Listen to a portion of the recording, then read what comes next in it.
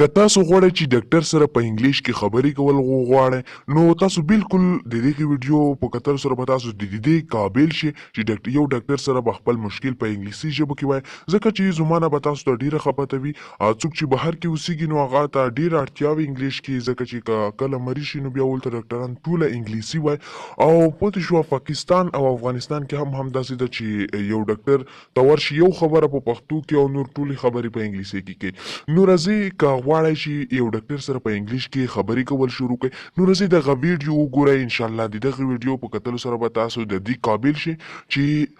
کلوی انګلیش به ډاکټر سره وایئ راځئ لیټس گو نمبر 1 لومړی به ډاکټر تاسو دغه پوښتنه وکړي واتس د پرابلم تا ته څه تکلیف تا ته څه مشکل دی واتس د پرابلم تا ته څه تکلیف دی که وات ایز هم درته یو معنا ده او که واتس د پرابلم هم درته یو معنا ده واتس د پرابلم تا ته څه تکلیف دی تاسو په جواب کې ورته داسې ویلی شئ My big hurts all the time هر وخت یعنی د دې مطلب دا چې هر وخت زما ملا درد کوي خوږیږي My big hurts all the time all the time شو هر وخت کوم ځای کې تاسو یو څه ته اړتیا لرئ هر وخت نو بیا به تاسو دغه هیري جمله ورسره لیکئ all the time هر وخت My big hurts all the time هر وخت زما ملا خوږیږي My joints are achy زما جوړونه خوږیږي که تاسې دلته او د هیري ځای کې ورکړئ چې all the time نو هر وخت زما جوړونه خوږیږي دا معنا ورکړئ My joints are achy زما جوړونه خوږیږي I have difficulty breathing ما ته په ساه اخیستلو کې مشکل دی یعنی زما ساه چې دو لنډه کېږي ساه اخیستلو کې مشکل لرم I have difficulty breathing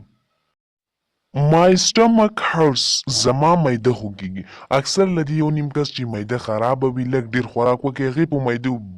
بوج راځي هغه خوراک نشي کولی وایي چې ماته دا ښه نه دی دا ښه نه دی ځکه چې My stomach hurts زما معده خوږیږي هغه د دې دپاره چې په معده یې بوج راځي لږ ډېر شی چې وخوري هغې معده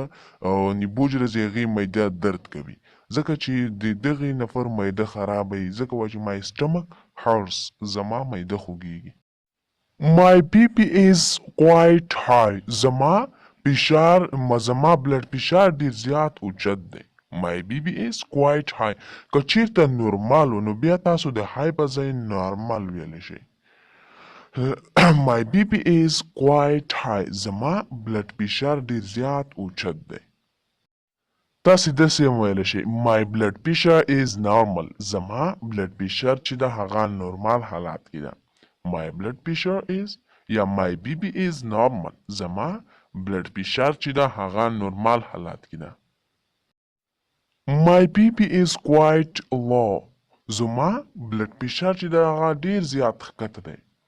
My BP is quite low Your temperature is a little high ستا تبه داسې لږه ډیره ده Your temperature is a little high ستا تبه داسې لږه ډیره یعنی زیاته ده Temperature ویل کیږي تبې ته A little high ستا تبه داسې لږه ډیره ده یا که چیرته د یو کس تبه ډیره زیاته نو بیا تاسو داسې ویلی شئ Your temperature is very high ستا تبه ډیره زیاته ده Your temperature is very high کله چې نه ډیرې وي او نه کمې داسې نورمال حالات کې تبه نو بیا به داسې وایي Your temperature is normal ستا تبه نارمال دی یعنې نه سخته ده او نه داسې آرام ده Your temperature is normal ستا تبه نورمال Open your mouth please خوله مهرباني وکړه خوله دې لږه کولاو کړه Open your mouth please کله چې تاسو په